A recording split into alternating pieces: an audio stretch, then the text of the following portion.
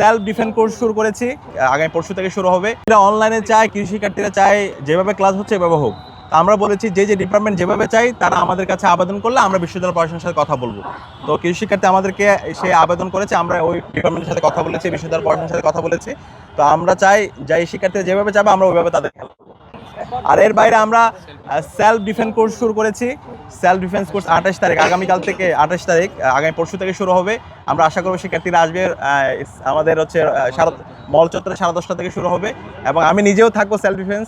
আমাদের সবারই শারীরিকভাবে সুস্থ থাকা দরকার। শারীরিকভাবে সুস্থ থাকার জন্য আমাদেরকে যে শারীরিক কসরত করা দরকার, সেটার জন্য সেলফ ডিফেন্স কোর্সে খুবই জরুরি। আমরা আশা করব বিশ্ববিদ্যালয়ের শিক্ষার্থীরা আসবে এবং প্রত্যেকটা জায়গায় যারা তরুণরা আছে বিশেষ করে তাদের নিজেদেরকে সুস্থ রাখার জন্য এই ধরনের সেলফ ডিফেন্স কোর্সগুলো করবে তারা।